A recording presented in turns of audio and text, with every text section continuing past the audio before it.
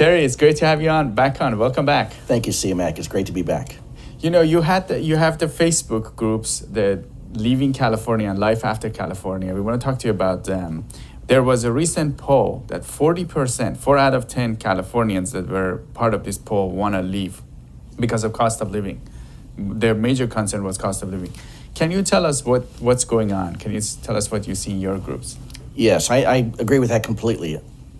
It's easy to say that cost of living is the reason people want to leave, but the reason the cost of living is so high, to me, is because of the politics that go on in this state. You have a lot higher taxes. You have things like your energy costs are significantly higher. You have a governor who mandated that by 2035, no more gas-powered cars can be sold in the state. You just have this progression to where people don't see an end to it. And so for that reason, they know there's other places they can go where life is more normal, cost of living is way less, and you can count on your kids getting a good education, things like that. So really it comes down to a quality of life too, in addition to the politics and also the cost of living. Have you seen any updates in your groups? Last time you were here, you were thinking 1 million people will leave. Yes. I don't think we'll reach that number, but what are your thoughts? What's happening? What I believe is happening, things have definitely slowed down, or the growth of the groups is what I should say. I think the reason for that, part of it is because a lot of people are sitting on 2.5% or 3% mortgages. Today, here in July of 2023, interest rates are 6.5%, 7% if you go get a mortgage. So if you still need a mortgage when you sell your house in California and you're moving to Texas, Tennessee, Florida, places like that, you're looking at a 6.5% or 7% mortgage, which means that if you're buying a house, your payments may not be that different than what you had or even higher than what you had in California. So I think the change in interest rates have slowed that down. You had this perspective that California has a much higher inflation than the rest of the nation. And 81% of people in this survey, they actually said cost of living is the number one. What are your thoughts on that? Well, certainly the cost of living is dramatically higher in California than anywhere else. In my hotel right across the street, it's got $5 a gallon for gas. In Florida, 2 days ago, I paid $3.09 for a gallon of gas. But also the cost of electricity and gas and things like that. You know, when I lived here decades ago, the buses had a CNG on the back of the bus, right? Clean natural gas, clean, right?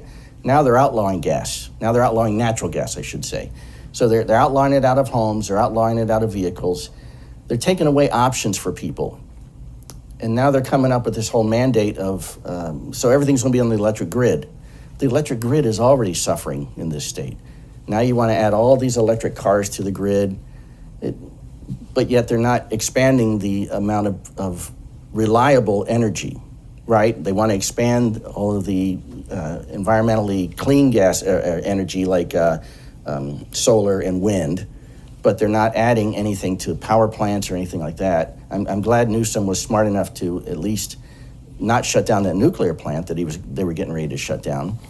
But all of that adds to the cost of living here because you've got unreliable energy, you've got expensive energy, and then again, you know, every year the gas taxes go up in California, and they don't want that to stop. So it seems like we want to be cleaner and cleaner and cleaner and cleaner, and the cost is going up with it for the average resident. Yeah, and here's the problem with that.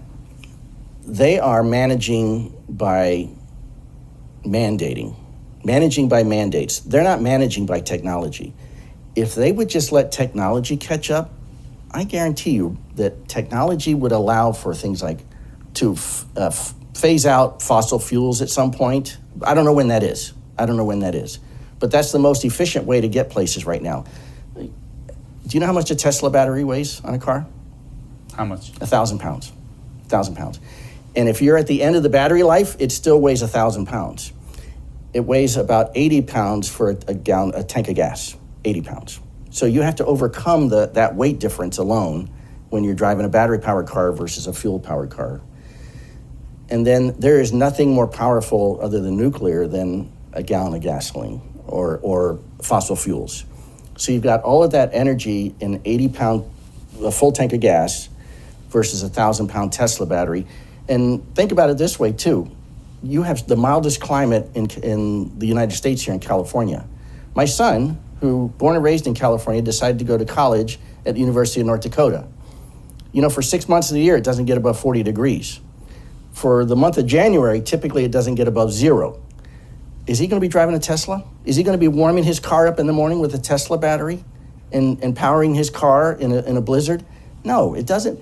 Technology's not there yet. If we just let people like Elon Musk and all these other people who are working on these alternatives, let them do their work without mandating all of these ending dates.